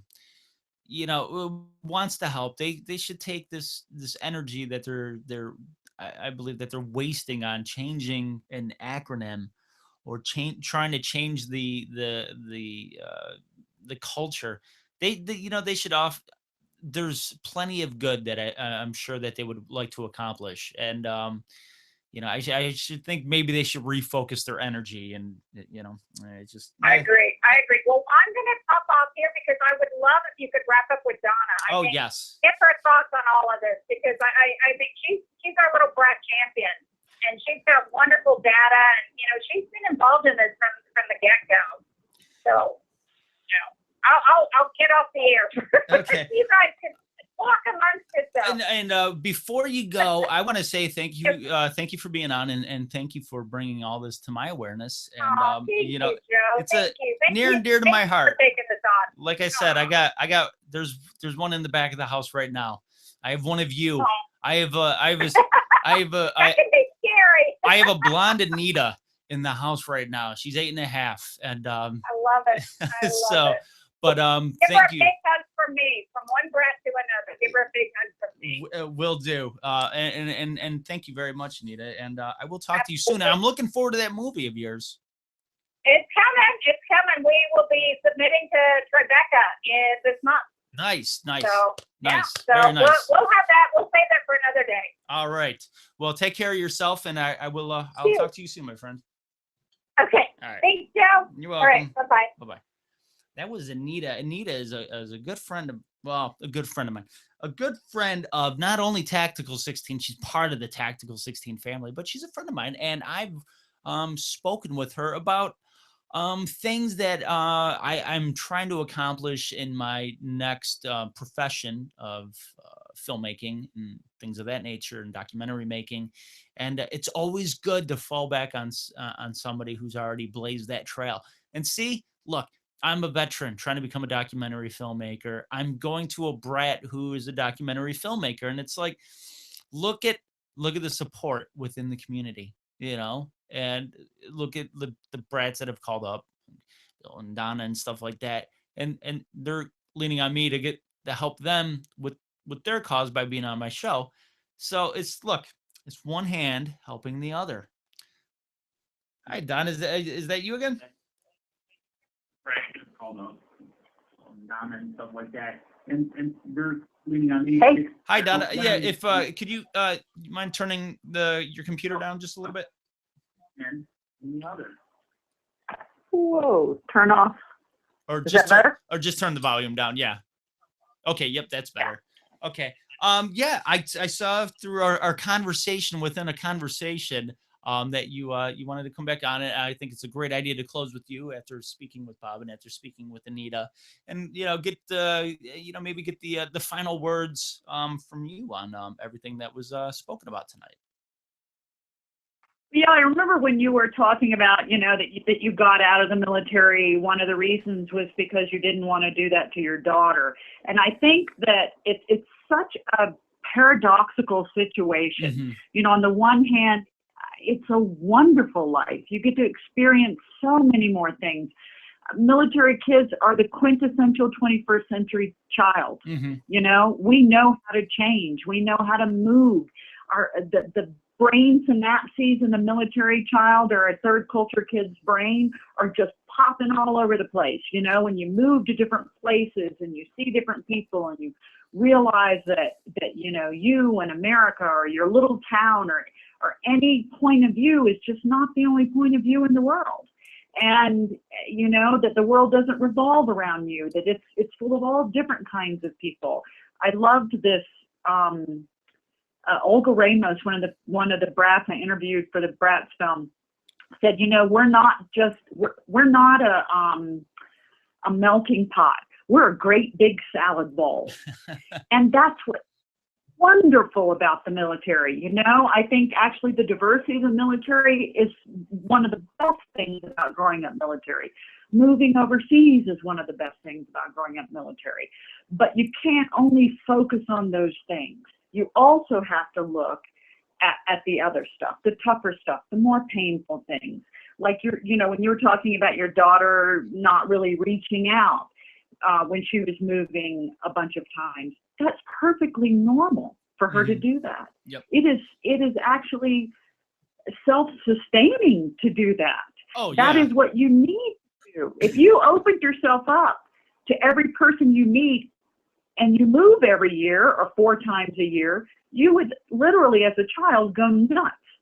So you have to hold part of yourself. Yep. And but when you leave that environment, you have to learn new skills.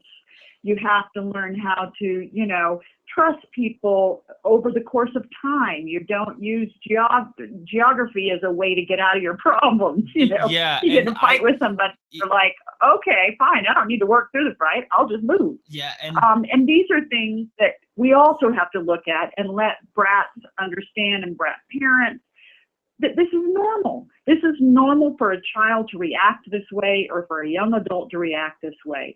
Almost every brat reacted that way. But now, if you're in that environment, still, if you join the military, great. You're going to be really able to handle things a lot better than, say, a rooted brat. I mean, a rooted person that joins the military. But if you leave that environment, that's when a lot of the challenges arise, because you're trying to use your skill and skill set as a mobile child and put that to use in a rooted kind of environment. And so that's really, I guess the last word is, I just want brats to understand that it's okay to be different. Your experience will be different. That's okay. You'll meet other kids that are just like you that have the same kinds of experiences if you reach out to other brats and other third culture kids. It would be great if both brats and civilians understood brats, but I think it's more important that brats understand each other. Yeah, and the thing is, like, when I said I didn't want my daughter to go through certain things, I moved around excessively when I was younger, and I just for me, I was never able to, I guess, really, well, the coping mechanisms that I learned back then have helped me as an adult, whether it's through broadcasting or stand-up comedy or things like that. It's just, or the way, I can walk into a room of strangers and just have them, like putty in my hand, within minutes. I have a way of captivating Right. a room full of strangers because that's what I was always used to. I was always, like a stranger in a strange land. And, I wanted to, like, my daughter's learned so much at such a young age where we're around family now. And, I have some family members that are like, I can't believe, how mature your daughter is for her age and, stuff like that. So it's like, listen, I have a hard time getting her to sit down and do her homework at times. So I didn't teach her that. That's just something that she learned. I can't take credit for it as much as I would love to.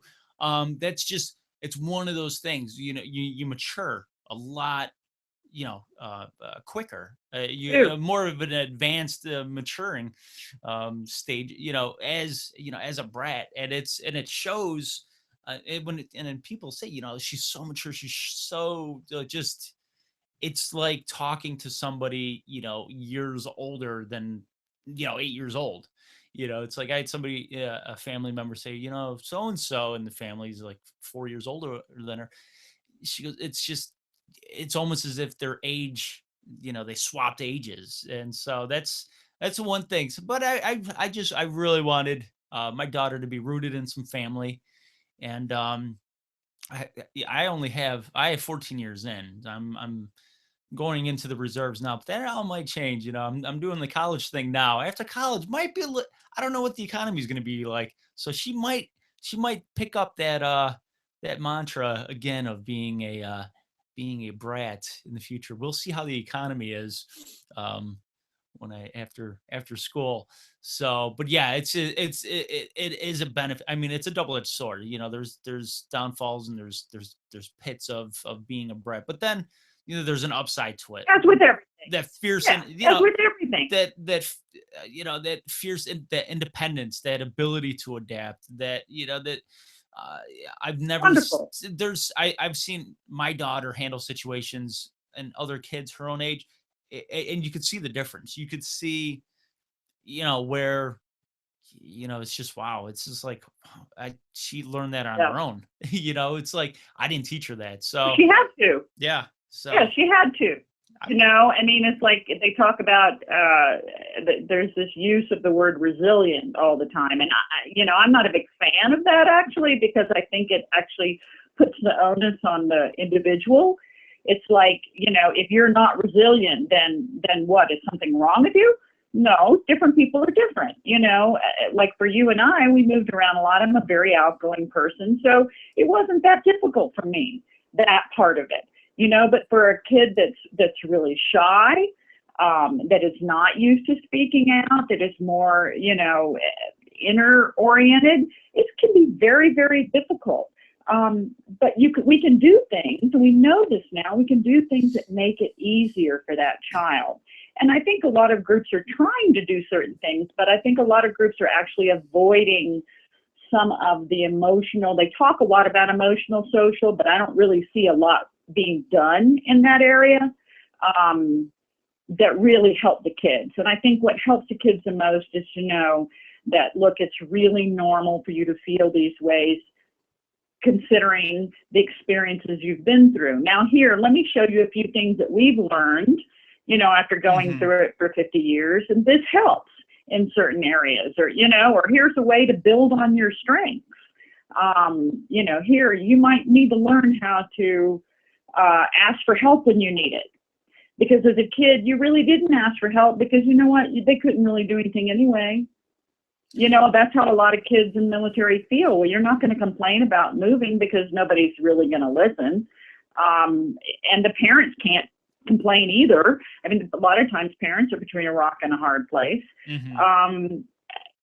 So that's what the child takes with them, that it does, my thoughts, my feelings, my emotions don't matter, so I'm not going to even express them. And so when they get older, they're going to have to learn how to express them, how to, disagree with people, how to open up and trust that one thing relates to another thing. And I thought it was a wonderful, and I don't know if you've ever read Mary Edwards Wirch's book, Bob mentioned it, The Military Brats, Legacies of Childhood, Inside the Fortress. It's a phenomenal book. And for me, it just opened my eyes too. And one of the things that she really brought to my conscious level was that, nothing we did as a military kid related to anything else. So if I burn down the school and if I live in a little town and I burn down the school when I'm 8 years old, when I'm 80, I'll be known as the person that burnt down the school when I was 80, when I was 8. Mm-hmm. But as a military kid, what you do in one place has no relation to what happens in another place. It's the same with, you could be the greatest athlete in the world on one base and then be nothing on another base. And so, you can work really hard at something and then they move you the next year and it's gone. So that's a real struggle for brats as they grow up, to realize that if I do something, it affects something in the future. Right. And to trust that has something, that is connected in a way. And I don't know if that makes sense, but military brats need to learn those lessons, and we can help teach the younger kids these things. So the whole reason I made the film was try to understand who I was and where I was from. But now it's like it's trying to get the information to the younger brats. Right. So Yeah. they don't have to wait 25, 35, 40 years to figure it out like we did. Yeah. I mean, it's like, that's a lot of wasted time. And in a lot of ways, it's just a waste. And I hate to see people be thrown by the wayside or not understand what they're a part of, or not be able to, just reap the the culture, the understanding that they're really a part of. So hopefully Yes, it'll because change. military brats are wonderful. They're so smart, most of them. They're really, go-getters, and like you said, mature, and they have so many wonderful qualities. You know, but if they get stuck, not struggling with who am I and where am I from and where do I belong, and I'm not really sure how to trust, or I don't want to open up because I don't know whether I should or not, then it stops them from really using all their good qualities. You have to understand yourself and to be the best person that you can be. Using an old Army slogan. You need to understand yourself, and that's what we are really doing at Brats Without Borders. That's what Brats Pin. That's what Military Brats Registry. That's the Military Kid Art Project. I mean, there's so many organizations out there. Mary Wirch's book. I just hope that all this information can get out there so it can help the millions of kids and even brat adults that are still wondering, who am I and where do I belong? Yeah, exactly. And I'm going to take some time out this weekend and maybe sit down with my daughter and talk to her about, who she is and things like that. So, Exactly. it's a little inner reflection time. So, but Donna, I want to say thank you for being on, and it was a pleasure. Thank you. And then let me say one more thing before you leave. There's another group called BRAT Books for Brats that wrote some wonderful books for younger brats. So check that out too if you have younger kids.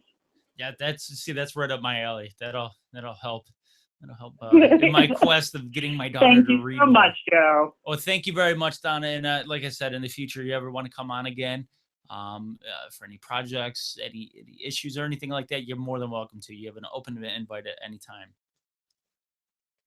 Thank you very, very much. And like I said, like Anita said, give your daughter a big hug and tell her she belongs to a beautiful, wonderful, borderless nation of individuals. So she's not alone. There you go. Thank you very much. And again, thank you for being on, and have a great evening. You too. Thanks, Joe. All right, take care. Bye. Whew, see, wow, that I am used to doing a lot of talking. I haven't done too much talking. I almost feel bad. We only got a couple minutes left, but it's cause for concern when you have such a large group like that. That's just, it feels getting bamboozled. There's a nice old word. We're in the old word day. So, but anyway, so yeah, check that out. If you don't know what a BRAT, if you still don't know what a BRAT is after this show, I don't Google anything. Just start over, okay? Let's start from scratch, okay? Pre-K. Anyway, a little bit about myself. I went to the Bills game this past weekend, and guess what? Guess who won? Not Johnny Manziel. Not that right there. Hey, Manziel, were you doing this after Kyle Williams laid him out? Did you see what Johnny Manziel looked like? The memes, the stuff that was attached to it. He got hit by Kyle Williams, Johnny Manziel, Johnny Football, Johnny lost. How about that? Man, that looked painful because he was just laying stiff as a board. Was he playing light as a feather, stiff as a board in the end zone? Nobody was helping him though. So it was a great game. It was a great triumphant win for my Buffalo Bills. Yes. Silent J, population 1 with the neighbors of Pagulaville. Population a whole lot more than 1. But anyway, so great win for my Buffalo Bills and in our never-ending quest of getting to the playoffs. I'm not part of the team. I don't play for the team, so I should say them. But of all the damn heartache I've been going through for the last how old am I? 35. For the last 35 years and a half, 35 and a half years as a Bills fan, I can start tagging myself along, instead of them. I could say we, okay? Because we need to make the playoffs. Because I'm tired of watching other teams in January. Okay, so but that's that. That's yawn. And listen, my beer of the night, my drink of the night was all day IPA from Founders. It's not that bad. I like it. This is not, I repeat, I say again, you don't say repeat. This isn't the artillery. I say again, this is not the beer of the night. The Lagunitas Maximus IPA Maximus Ale. Not that good. I could tell you that much. You can't sue me for slander. Because this, I don't, hold on.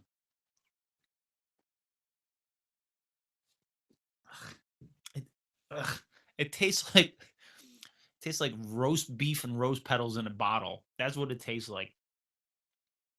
That's going in the charity bin. I'll put that in the mailbox. Hopefully the mailman will take it. That stuff is not good. I got 4 more. I don't remember it tasting that crappy when I first got it, but that is not good. That does not taste good. I'm sorry, folks. But anyway, this is Tactical 16 Radio, and I am Silent J. And listen, I'm going to get going here in a minute. So don't leave yet because we've got the song to say goodbye to everybody. And since it's all about community and stuff like that, my swan song for the evening fits perfectly. It might not be your cup of tea, but it's for my family. All right. Anyway, next week I'm going to talk about a whole lot more. I have this monster paper to finish writing, which I've had almost a month to do, which, hey, great, procrastinator. I have to write metaphors about myself. Metaphorically speaking, it stinks on ice. Okay. This project stinks on ice. Okay. I didn't say stinks as if it was on ice because that would be a simile, not a metaphor. Oh, no. Can't do that now. But this stinks on ice, this project. I want to tell my guide that without actually telling him that because he's kind of scares me in that I don't really know what the hell he's talking about, sort of way. If anybody's ever taking rhetoric in college, what they say, rhetoric is the art of persuasive speaking, correct? Did I learn anything the last few months? The semester's almost over. I got 2.5 weeks left of the semester. Rhetoric is the art of persuasive speaking. Okay. That guy, he's not persuaded me into anything other than forcing me to do papers. That's not persuading me. That's forcing me. Okay. I am not doing this of my own free will. I'm doing this because I have to. Okay. My English papers that I've been writing in my writing class, I love those. I do. I love those very much. Why? Because they're fun to do, okay? This, not so much. Rhetoric, just the root of it. Persuasive speaking, that's fine and dandy. You know what? I persuaded you guys to stick with me for the last 2 hours to listen to me, so I already am an expert in rhetoric. Thank you very much to my guide, my professor, John. With your stories, I've caught him in more. He's got more stories than Mother Goose. Let me just put it to you that way. And I'm not speaking bad of the man because if he's listening, I am totally sunk tomorrow. It would be like Battleship, and he found out I was hiding on B1, 2, and 3. Boom, sunk. Okay, sunk. I'm out of here, like the Fitzgerald in November. But speaking of ships, I was talking about a ship before, and I have this up on my wall. Hold on. Let me get it down. Okay, I was talking about my ship. My grandfather's ship. When I was speaking with Bob and the cause for the lapel for military brats, I was speaking of my grandfather's ship, the SS Daniel J. Morrell, and this was from the sole survivor of the ship, Dennis Hale, and it says to Job, to Silent J, can't tear down that fourth wall. It says to Silent J, best wishes, Dennis Hale, and there is a picture of my grandfather's ship that he I never got to meet him, so that's it right there. See that right there. See that, and that's the ship. It was a iron ore vessel that sunk on Lake Huron. Lake Huron. So yeah, that's my grandfather's shit that I was talking about. See, I have a bunch of pictures of my home of Buffalo, New York. I have the Anchor Bar, home of the original chicken wing, Main Street, City Hall, Central Terminal, and that these are my own pictures right here in black and white. See, I'm an artsy guy. So yeah, those are my pictures. But listen, if you're part of the BRAT community, check out some of these groups. Seek out, listen to the replay the show, started from the beginning, and you can listen to Donna, and you can listen to Bob, and you can listen to Anita, and oh geez, and so you can you could better understand what they're saying. I can only paraphrase and put everything in a nutshell. Oof, see, again with the cliches. Can I speak in metaphors and not cliches, please? Okay, like I fell through a trap door. No, that's not even a cliche. I fell through a trap door. The end. There's my mind. Where is my mind? Where's my mind? Does anybody know that song from the Pixies? Where is my mind? But what I was trying to say was, here's the metaphors here's an example of a metaphor. I'm gonna hold your ear for another minute. A metaphor is a figure of speech in which a word or a phrase is applied to an object or an action to which it is not literally applicable. You need a vehicle and you need a tenor. I know that much. I had fallen through a trapdoor of depression. Not pressure, under pressure. That's a very good Queen song. Down on me. But anyway, here's what I came up with, and just shake your head if you agree. This is what I came up with for myself. Okay, folks. I came up with, and I have to come up with metaphors that speak of me, the essence of Silent J. Good luck to that. And these are, I don't know, they're not good. Okay, I'm not a metaphor writer. Okay, I'm metaphorically speaking, I'm not really good at doing what I'm supposed to be doing on this project I'm supposed to be doing right now. But anyway, the one I came up with. Now there's other sections of this paper, this monster paper that I have to write, but the one is I came up with. I see eye to eye with people above me. I don't know. I like this one. I'm as innocent as a career criminal. Sometimes, if you think of Silent J, I am as innocent as a career criminal without implying myself to any crimes. I think that fits me perfectly to a certain degree, maybe a major, lesser degree. I don't know. And then I see eye to eye with people above me.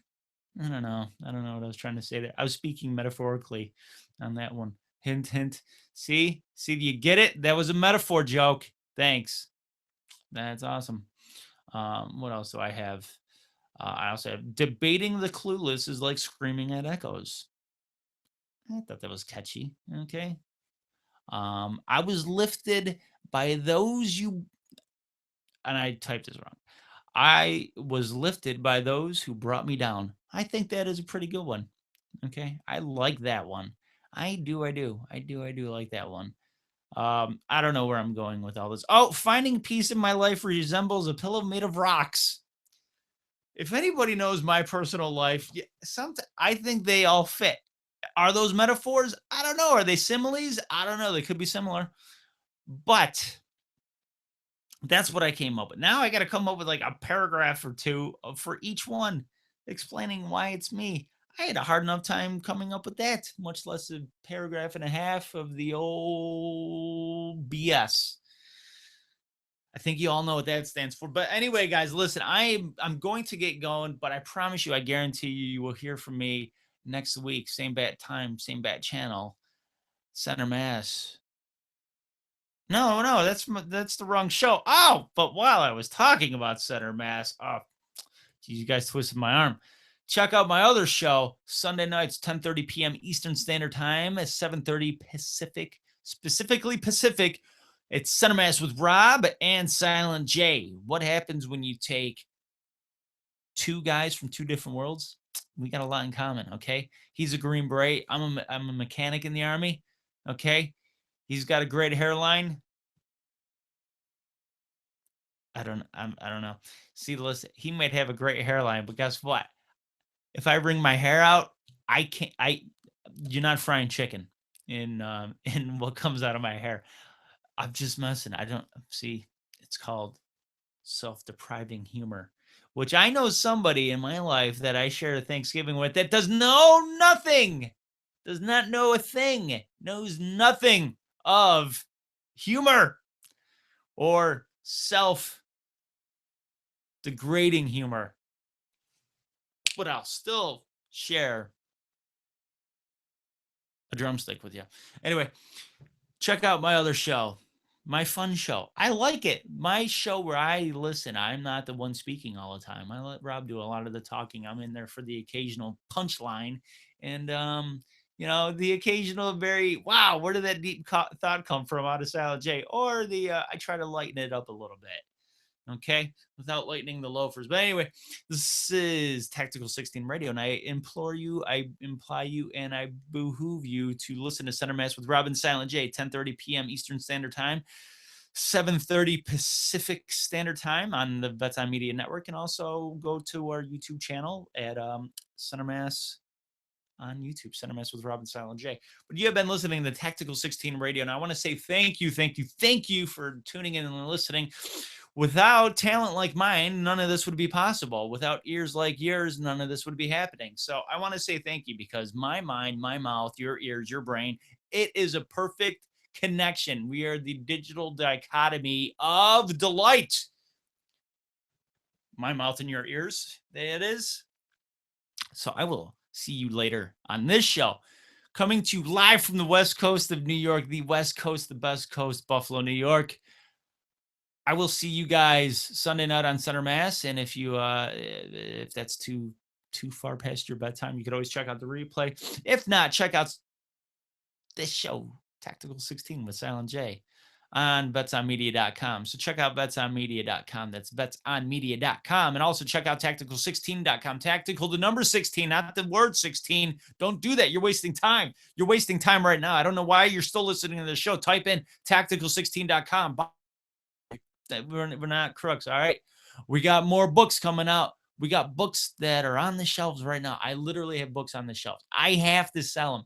Buy these books, people, okay?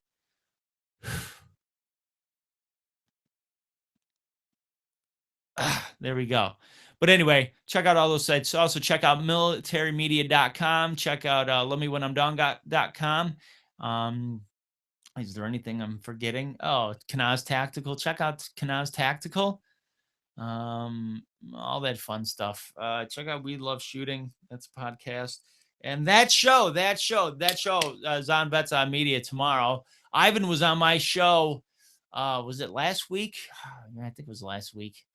Oh, what? Yeah. We were talking about Ferguson and all that fun stuff. So check his show out. Tomorrow on betsonmedia.com. I am Silent J, and I'm gonna make, if anybody's watched Boondock Saints, you could follow this along at home. I'm gonna make like a leaf and get the F out of here. I am Silent J. This is Tactical 16 Radio, and I will talk to you guys later, folks. Oh, also check out my stuff on podbean.com, and also iTunes. Okay, don't forget the iTunes and YouTube, but I implore you, use Podbean and or iTunes, all right? And I will talk to you guys later. And this song, a little heavy in nature, this song is for all the military brats out there, okay? For my family, for my friends, for those that we lost our say, this is a message, this is for you.